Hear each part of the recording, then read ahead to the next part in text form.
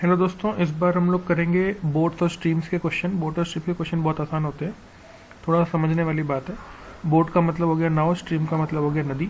तो एक नदी में एक आदमी नाव चला रहा है, क्वेश्चन इस पे आधारित है। तो मान लीजिए ये नदी है और आपकी नदी जो है वो सीधे हाथ की डायरेक्शन में बह रही है और नदी की स्पीड मान लीजिए सिर्फ 1 किलोमीटर पर आवर है। अब आपकी जो बोट है वो इस तरफ भी बह सकती है जहाँ नदी बह रही है, ठीक है, जिसको हम लोग बोलते हैं, नदी के साथ बहने को बोलते हैं हम लोग डाउन स्ट्रीम। और कोई इंसान नदी के अपोजिट डायरेक्शन में भी ड्राइव कर सकता है, उसको बोलते हैं हम लोग अप स्ट्रीम। अच्छा, मान लीजिए कि जो नाव है उसकी स्पीड जो है वो मान लीजिए 2 किलोमीटर पर आवर है दोनों तरफ।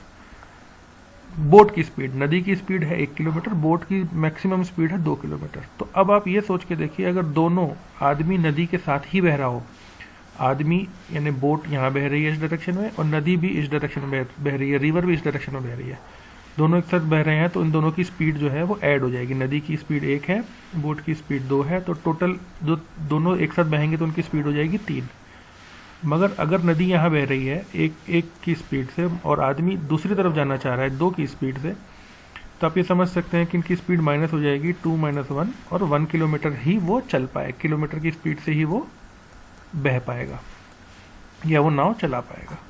तो ये तो हो गया basic concept boat and speed stream का।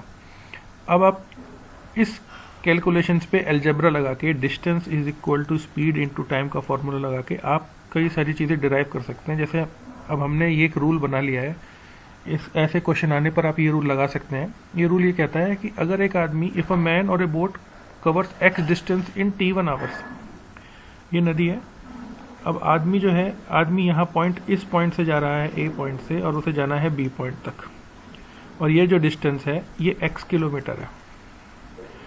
तो अगर एक आदमी x किलोमीटर जाता है t1 टाइम में, जब वो डाउन स्ट्रीम जाता है, और उसको लगता है टाइम t2 जब वो अपस्ट्रीम आता है, तो उस केस में तो t1 है जब वो डाउनस्ट्रीम टाइम जाता है और t2 है जब वो अपस्ट्रीम टाइम डिस्टेंस कवर करता है या टाइम कवर करता है। डिस्टेंस x किलोमीटर ही है, तो स्पीड ऑफ द बोट क्या होगी, ये फॉर्मूला है, और स्पीड ऑफ द स्ट्रीम क्या होगी, ये फॉर्मूला है। अब इसके बेस पे हम देखेंगे कि क्या क्वेश्चंस आए हुए हैं, और अगर आए हुए हैं तो इस फॉर्मूला लगा के हम उसको कैसे सॉल्व करेंगे। तो दोस्तों, हमने जो डिस्कशन किया उसके बेस पे हम लोग देखते हैं कि ये क्वेश्चन 2003 और 2005 में इस पे बेस पे एक क्वेश्चन आया है। क्वेश्चन कई सारे हैं, मैं आपको सिर्फ एक एग्जाम्पल दिखा रहा हूँ।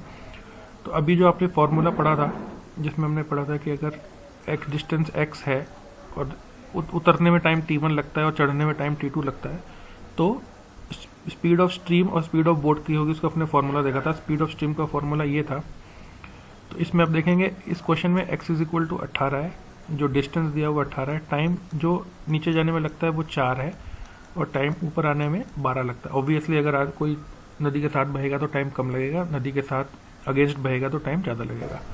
तो x 18 है, t1 4 है, t2 12 है। तो आपको सिर्फ इसको इस फॉर्मूले में रखना है। तो इस फॉर्मूले में रख देंगे, ये हो जाएगा 18/2 1/4 माइनस 1/12। ठीक है, इसको जल्दी से सॉल्व कर सकते हैं। 18/2 12 - 4 डिवाइड बाई 4 इंटू 12। ठीक है, और ये आपके आएगा 1.5 किलोमीटर पर आवर। और आप देखेंगे इसका ऑप्शन भी है। ये जो मैंने कैलकुलेशन बहुत जल्दी से कर दी है, इसके लिए आप हमारे इंट्रोडक्टरी मैथ्स वीडियोस देखिए, आप देखेंगे कि कैलकुलेशन इतनी फास्ट कैसे की जा सकती है। ठीक है दोस्तों, थैंक यू।